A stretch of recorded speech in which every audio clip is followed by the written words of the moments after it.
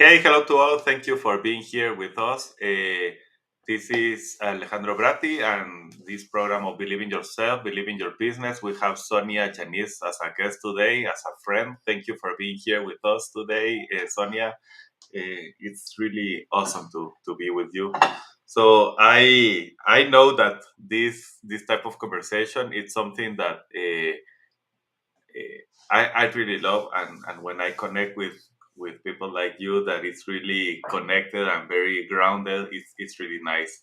So Sonia, welcome to this. What I want to start, we always start with your life. Where are you coming from? What is your story behind? Before you started to really believe in yourself, what happened? So I am really curious about that. That is actually a really good story. Like most people, I didn't get my fairy tale story that we were all promised. All these little girls, when we're little, we are read and we watch books that are all about a happily ever after. And so you're nodding your head like you completely get it. It's the stories that we read our kids, it's the life that we set up for expectations. And when I say I didn't get it, I mean, I've been married and divorced twice. I am very blessed right now to be in the most amazing relationship. We're really good for each other in many, many ways, and we challenge each other in some ways, just the right amount. But I wouldn't trade a thing at all in my life. I wouldn't trade a thing because it's brought me exactly where I am today. 100%. Those experiences that I've learned, I was young. I was 23 when I was first married, and I was born and raised in the country. Um, what happens in a small town Ontario country is completely different than what happens out in the rest of the world. I'm just saying. But those experiences brought me to where I am today. And so, yeah, there were trials and tribulations. I picked myself up twice with three young ladies. I raised three girls. You know, I wouldn't trade a thing. I still wouldn't trade a thing. Every opportunity has led me to the next. So my first husband still lives in Alberta, and we were together for almost 5 years. Things just didn't work out. I'm not. I know we're going live here, but there were some mental health concerns in that area as well, and things just weren't in everyone's best interest. So we moved on. The girls and I restarted. We re engaged into a new chapter of our life and started from scratch, 100%. Hey, Leanne, nice to see you again. Nice surprise. We started from scratch again, the girls and I did. And this was the beginning of my new story. The beginning. Um, then I married. Then I met, obviously, and 3 or 4 years later, maybe longer than that even, I married my second husband. And once again, I chose to do life for them, do life for others. My first husband, I moved to Alberta with him. My second husband, I moved to Aurelia with him. And, you fast forward again, almost 14 years, things didn't work out. We tried. I want to say mental health had a major impact in our relationship as well. He did help me raise the girls. And there were points and times where things were amazing. Um, but at the end of the day, not enough to make it stick. And that it was about over 12 years ago now where I realized that my reflection in the mirror was not smiling anymore. Mm. And I needed to do something to change that story. It was much longer than 12 years ago, but not that much longer. So I was somewhere between 12 and 15. I wasn't I wasn't me. I wasn't shining bright. I wasn't smiling. I wasn't living my life. I was on autopilot, going through each day, every single day, not enjoying anything. Going to a job I hated, coming home to a bad relationship where things weren't working. There was not even communication at this point, or very, very, very little communication. And the only thing I had going for me were three girls. And I know you have children, and sometimes one is enough, but you throw three at you, different stages and different ages. And when you're not going through a lot of positive things to begin with, it can be much sometimes. So our escape would be the beach. our escapes would be little things that we could find to do, just the girls and I, and just take it all in. Probably the beach is still my place. Um, but it was that point in time where I decided while I was working that job that wasn't for me. It wasn't presented to me the way it actually was. In life, we go through life, and I'm gonna be as bold as to say this: most companies are looking for a perfect person, so they set up their job description for the type of person that they're looking for. Whether or not it's real is irrelevant. And then you've got the candidate who they know they're a great fit for that opportunity, but as soon as they start, it's nothing what the company really wanted because the company wasn't clear with the communication. You're nodding your head. You get it, right? So, when it comes to employees, employers, it's almost like they hire you for what you're good at, but they don't really want you to implement or use any of that. So they just want you to show up and go to work and do what you're told. Which it would have been fine if that would have been what would set up to begin with. And unfortunately, this is just another disappointment for so many people in today's world is that communication piece. Being clear as to what you need and being clear as what your partner needs or your employer and having that communication piece. So at that job I hated, I started to take myself for walks every day at lunch. Okay, let me. Hello, Mahesh. I believe I am saying well your name from India. Thank you for connecting here with us. So, uh, I love your story and what you are saying, and I really agree and understand what you are saying a lot. So, when you were at that job, and I know that that happens. It's exactly what happens in even every relationship. Like when you at the beginning you start to eliminate yourself because you want to be happy, and it's like you are thinking like I don't have to. I have to accept everything, and that happens the same in one place and in the other place. Eh, but it's not like at the beginning you are nothing and suddenly you see like okay why I am nothing and you are feeling like that. That's what Mm-hmm. I'm hearing from you. Yeah. So what do you think happened in the process from the beginning? Maybe you started to accept a lot of things, just saying that it's okay, it's okay, it's okay, and suddenly you decided like oh now I am not myself anymore. I'm just getting to that. So that's awesome. Um, that is an awesome point. So the days I started to go for a walk on my lunch, it quickly led to running from one mailbox to another. It gave me something to look forward to every single day, seeing what I could accomplish. And it was that falling in love with yourself in your mid 30s and realizing what you are capable of. And it has nothing to do with storybooks that people read you. It has nothing to do with your partner in your life or where you're at or what you're working. Those things defy you if you let them. They define you if you let them. Most most girls grow up and they want to be married or we have these ambitious goals to run a business or to run a company or to marry somebody that does. But now we're trying to do all things. Men and women, we are in an environment where we're trying to do all things, but we're still seeking that external validation.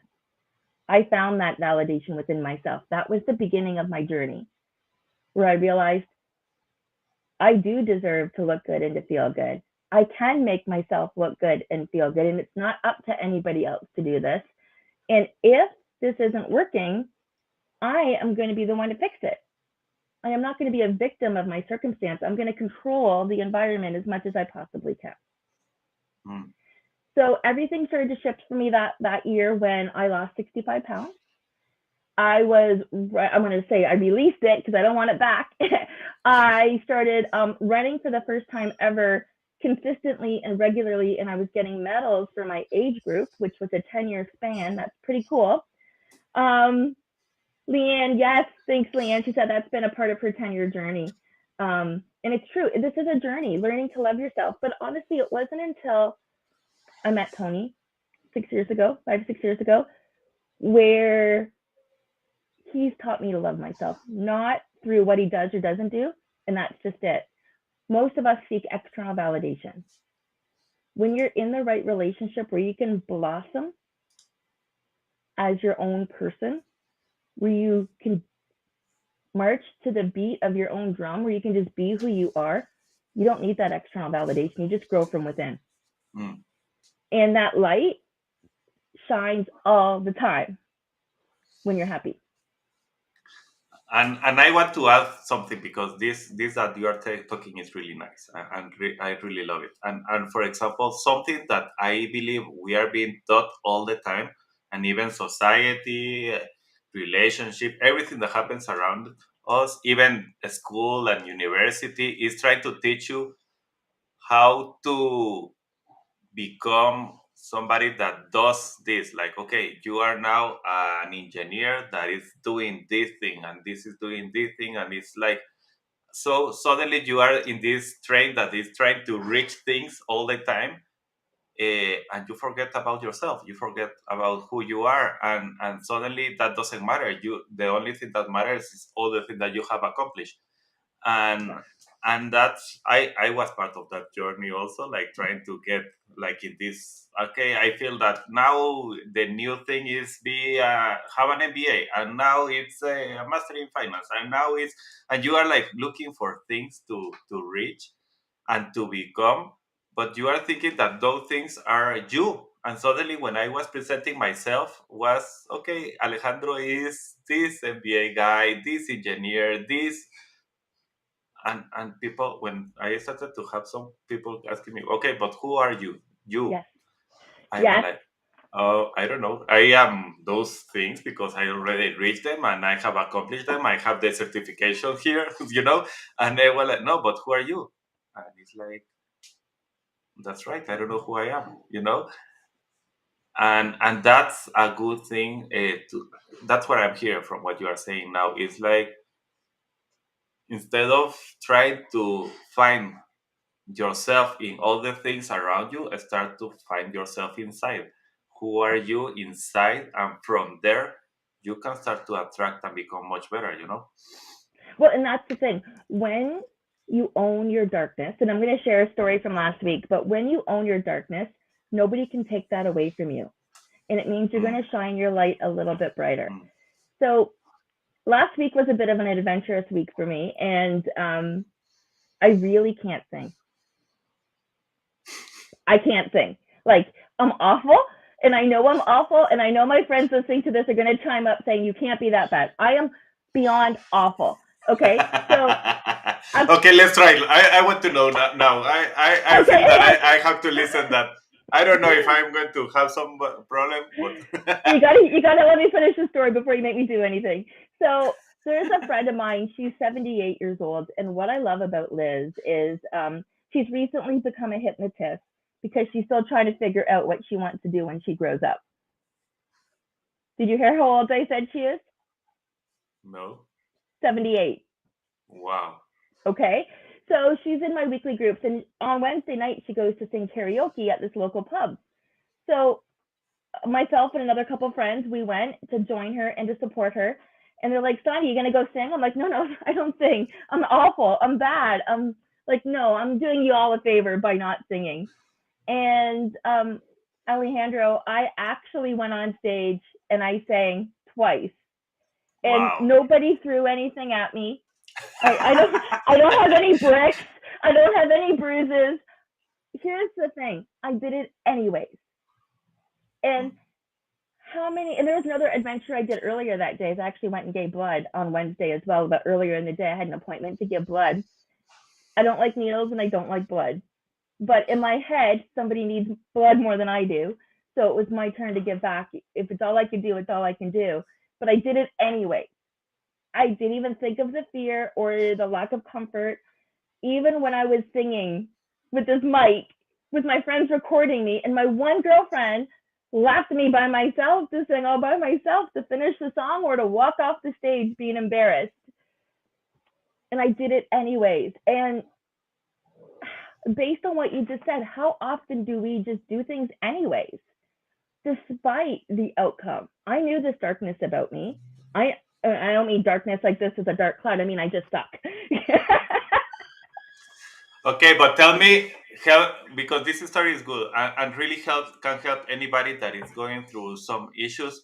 So tell me, what were you feeling before going to stage? Nervous, nervous. What else? Um, my body tensed up. Okay. Um, my heart raced. What else? I was telling myself my mantra over and over again. I can do hard things. I can do hard things. I can do hard things. And I'm just going to do it. It's not going to be as bad as I think it is. What else? That's good. That is really good. Okay, and there was a prayer. There was a prayer to God and the angels. There was a prayer saying, please help me make it through this moment. Yep. So I want to put the focus here, because this is great. That happens to everyone, and really sometimes we are thinking that okay, this guy that is going there, it's even myself being here and being live here. Like 6 months ago, I never was even thinking ever that I was going to be doing live events or live talking or anything in social media, really ever. And I am here. So, but you always have this terror barrier that it's before anything that you are supposed to be doing, because of any reason. You wanted to do it, but at the same time you were nervous. You were sweating. You were repeating a mantra. You were praying. You were feeling like even your stomach was going to become a butterfly, or I don't know what. So that's always before that thing that we know that can change us. What happened in the middle? Courage. When you're doing it anyways, courage. Um, Belief. It's like that Okay, let me filter. ask you, after 5 seconds that you started to sing. It's belief. It's like, oh my gosh, I'm doing this. Like the reality has come true. Like, yeah, belief is the only way I can think of describing that. It's like I had the courage to stand here with the mic and to open my mouth and to start. So the first thing that comes to mind is belief. I believed in myself enough to show up and to do it anyway. And what else? What feeling you started to? Excitement, but fear and excitement display the exact same way, right?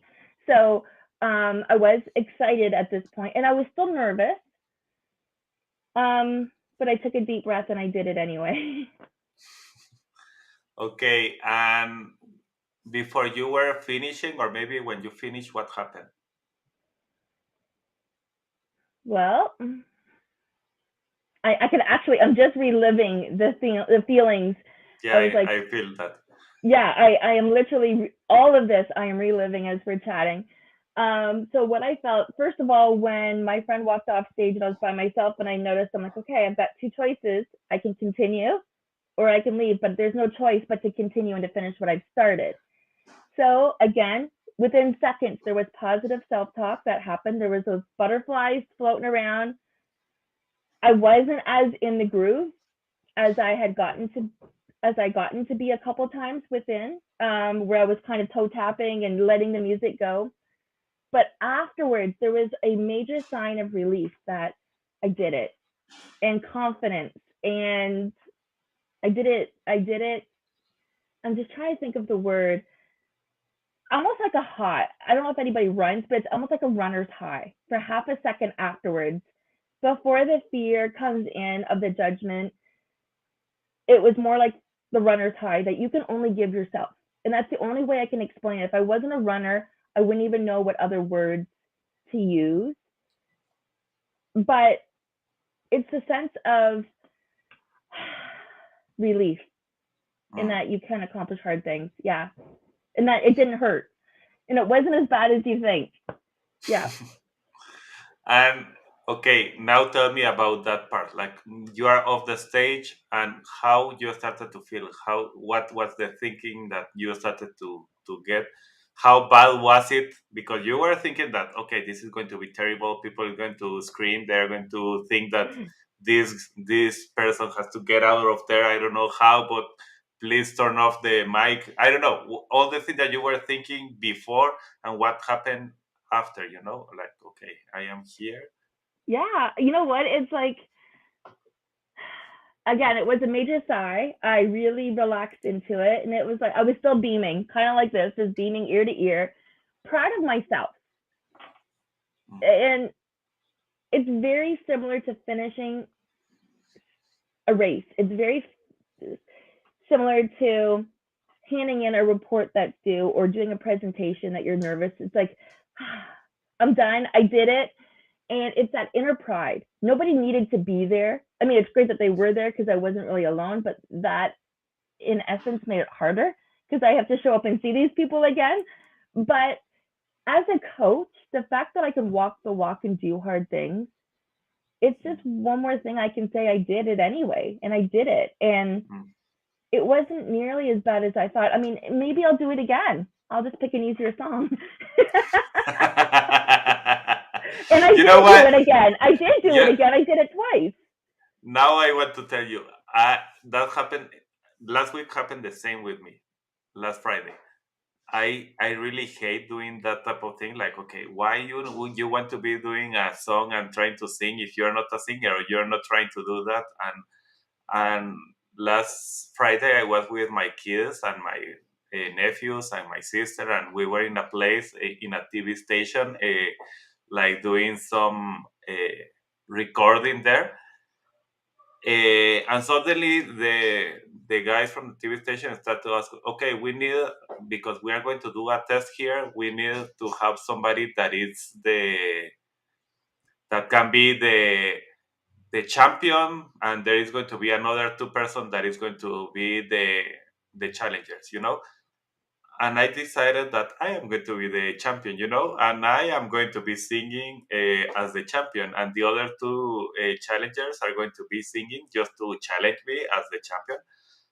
And I was like, okay, when I said yes to this, like, so, and I relate to your story very well because of that. I did it, and I was with my two kids, like they were like listening to everything that I was doing, and they were like, oh. My dad is doing this. What is happening here? This is great. And even when I finish, of course, I know that I didn't broke any camera or anything. Well, and that's the I thing. was thinking that could happen, but nothing happened. And they were like, at the end, they still told, okay, one of the challengers and me were the winners of the process, and it was a tie. And I was like, oh, that's amazing. Even that they were thinking about that. But for me, it was it's exactly what you are saying.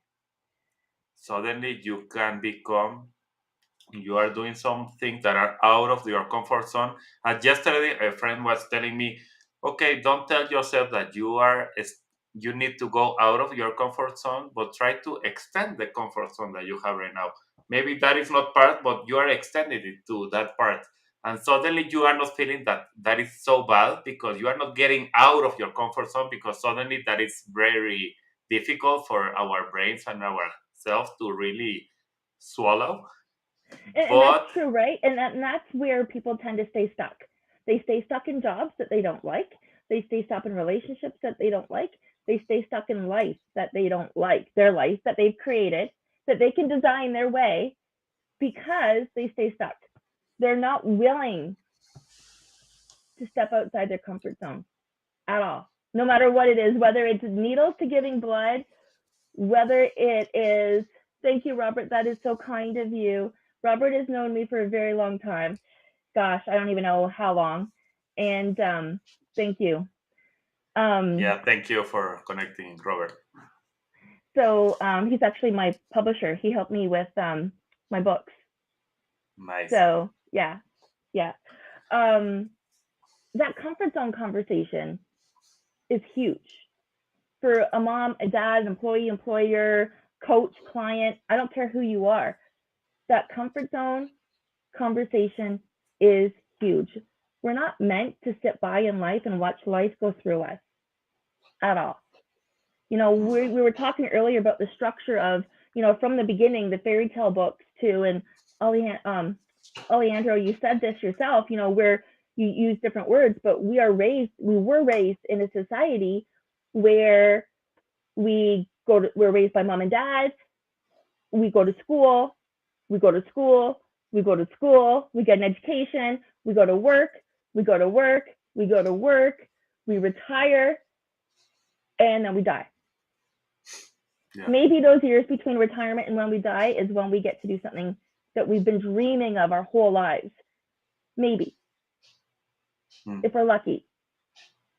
I'm here to help change the culture of humanity. I'm here to help people keep the promises they make to themselves, taking their lives from unbearable to unstoppable.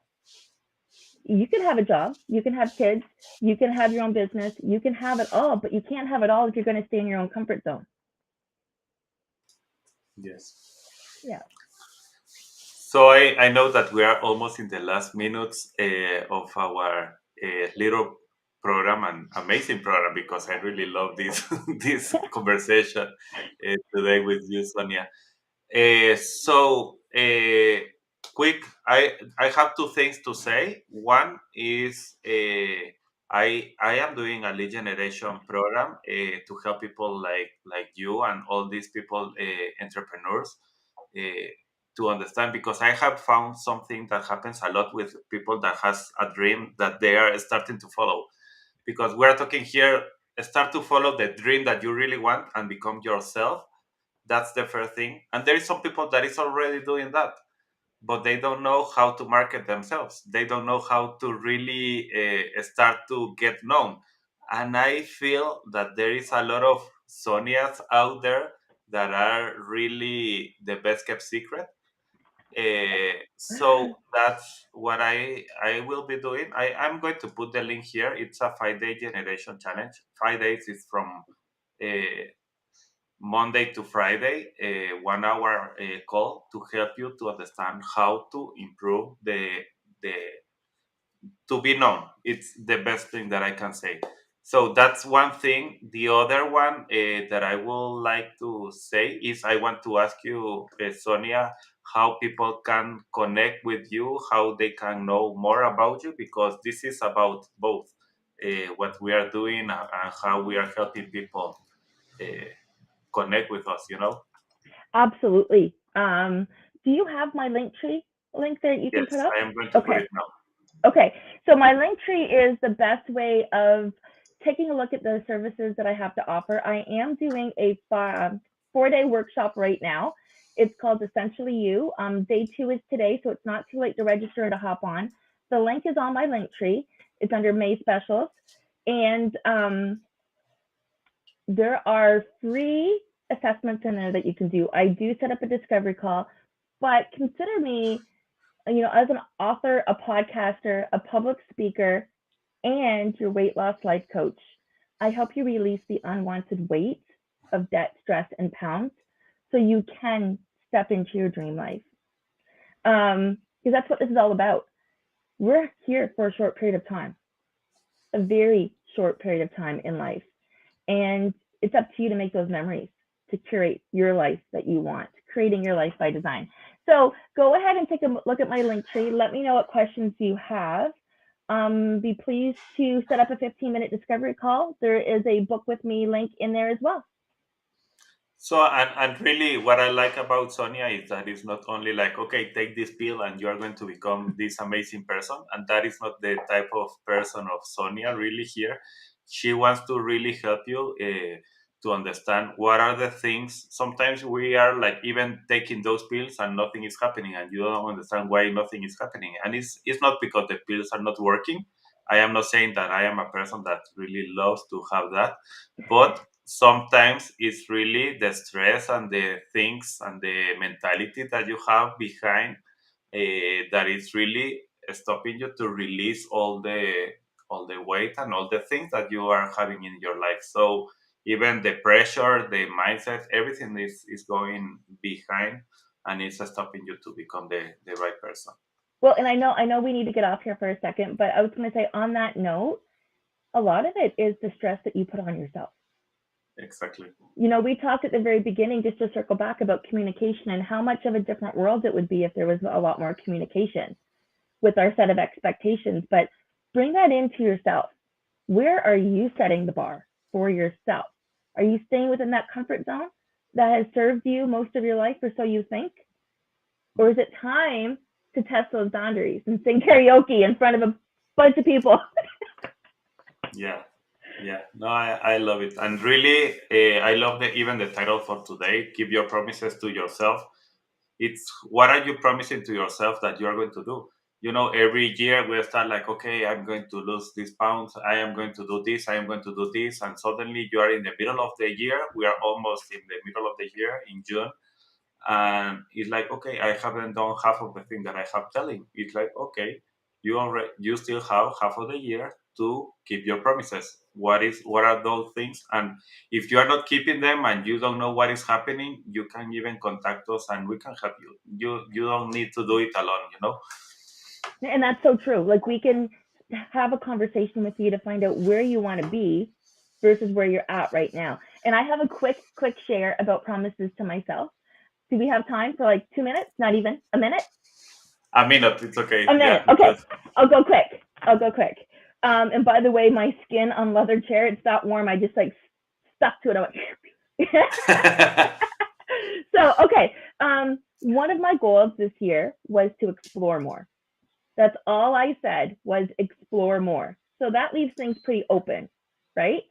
We're not even 6 months into the year, and I have traveled through 7 different states in the United States and 2 Canadian provinces.